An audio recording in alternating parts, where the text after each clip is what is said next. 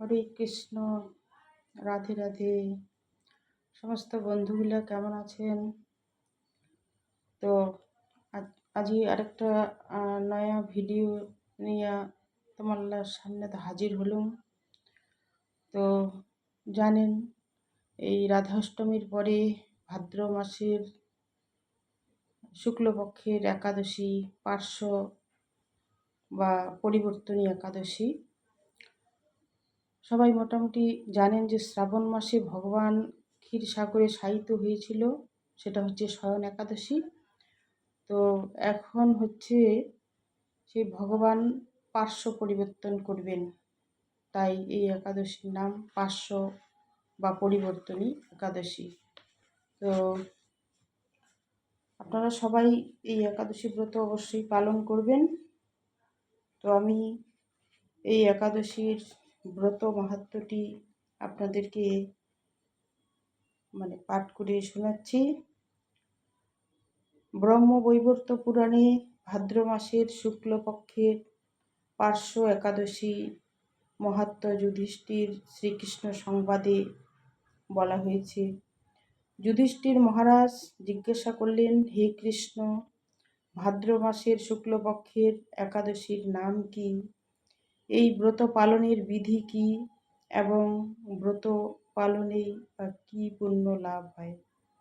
উত্তরে শ্রীকৃষ্ণ বললেন, হে মহারাজ, মহাপুণ্য প্রদায়িনী, সমস্ত পাপ হারিণী এবং মুক্তিদায়িনী এই একাদশী বাজপেয় যজ্ঞ থেকেও বেশি ফল দান করে। যে ব্যক্তি এই তিথিতে ভক্তি সহকারে ভগবান শ্রী বামন দেবের পূজা করেন, তিনি ত্রিলোকে পূজিত হন। পদ্মফুলে পদ্মলোচন শ্রী বিষ্ণুর অর্চনকারী বিষ্ণুলোক প্রাপ্ত হন। শায়িত ভগবান এই তিথিতে পার্শ্ব পরিবর্তন করেন, তাই এই একাদশীর নাম পার্শ্ব একাদশী বা পরিবর্তনী একাদশী। যুধিষ্ঠির মহারাজ বললেন, হে জনার্দন, আপনার এ সকল কথা শুনেও আমার সন্দেহ পূর্ণরূপে দূর হয়নি। হে দেব, আপনি কিভাবে শয়ন করেন, কিভাবে বা পার্শ্ব পরিবর্তন করেন, আর চতুর্মাস্য ব্রত পালনকারীর কি কর্তব্য এবং আপনার শয়নকালে লোকের কি করণীয়, এসব বিষয়ে বিস্তারিতভাবে আমাকে বলুন। আর কেনই বা দৈত্যরাজ বলিকে বেঁধে রাখা হয়েছিল, তা বর্ণনা করে আমার সকল সন্দেহ দূর করুন। শ্রীকৃষ্ণ বললেন, হে রাজন, দৈত্যকুলে আবির্ভূত প্রহ্লাদ মহারাজের পৌত্র বলি আমার অতি প্রিয় ভক্ত ছিল। সে আমার সন্তুষ্টি বিধানের জন্য গোব্রাহ্মণ পূজা এবং যজ্ঞাদি ব্রত সম্পাদন করত। কিন্তু ইন্দ্রের প্রতি বিদ্বেষবশত সকল দেবলোক সে জয় করে নেয়। তখন দেবতাগণ সহ ইন্দ্র আমার শরণাপন্ন হয়েছিল। তাদের প্রার্থনায় আমি ব্রাহ্মণ বালক বেশে বামন রূপে বলি মহারাজের যজ্ঞস্থলে উপস্থিত হলাম। তার কাছে আমি ত্রিপাদ ভূমি মাত্র প্রার্থনা করেছিলাম।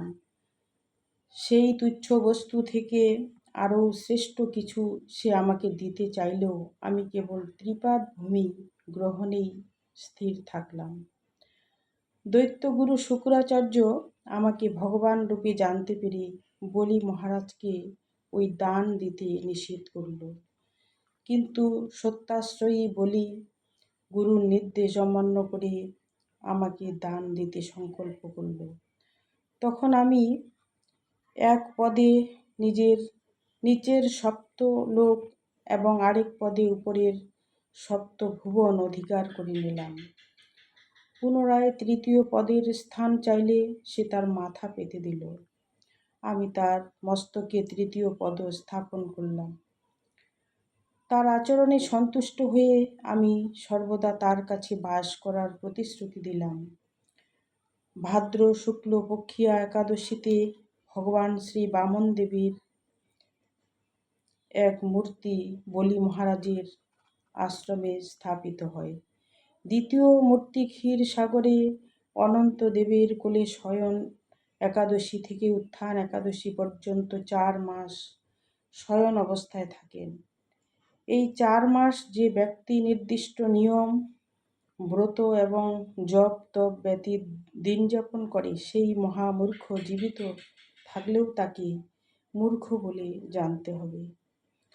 শ্রাবণ মাসে শাক, ভাদ্র মাসে দই, আশ্বিনে দুধ এবং কার্তিক মাসে মাসকলাই বর্জন করে এই 4 মাস শ্রীকৃষ্ণের আরাধনা করতে হয়। প্রতিটি একাদশী ব্রত যথাযথ পালন করতে হয়। সায়িত ভগবান পার্শ্ব পরিবর্তন করে বলে এই একাদশী মহাপুণ্য এবং সকল অভীষ্ট প্রদাতা। এই একাদশী ব্রত পালনে 1,000 অশ্বমেধ যজ্ঞের ফল পাওয়া যায়। তো পার্শ্ব বা পরিবর্তনী একাদশীর ব্রত মাহাত্ম্যটি আমি পাঠ করে শোনালাম। এখন হচ্ছে পরের দিন যে পালনের সময়সূচি বা এই একাদশী অনেকে 14 তারিখ শনিবার পালন করবে, আবার অনেকে রবিবার করবে। তবে একটা কথা জেনে রাখবেন যে দুদিন যদি একাদশী থাকে তাহলে পরের দিনটা করাই শ্রেয়। মহা দ্বাদশী যুক্ত যে একাদশী সেই একাদশী পালন করাই শ্রেয়। তাহলে রবিবার পালন করাটাই সবথেকে বেশি ভালো, বেশি ফলদায়ী। তাই আপনারা রবিবারই একাদশী ব্রতটি পালন করবেন এবং সোমবার 6টা থেকে 9:30টার মধ্যেই পালনের সময়সূচি, এই সময়ের মধ্যে পালন করে নেবেন। তো ভিডিওটি আর বেশি বড় না করে এখানেই শেষ করছি। সবাই খুব ভালো থাকবেন, সুস্থ থাকবেন। হরে কৃষ্ণ, রাধে রাধে।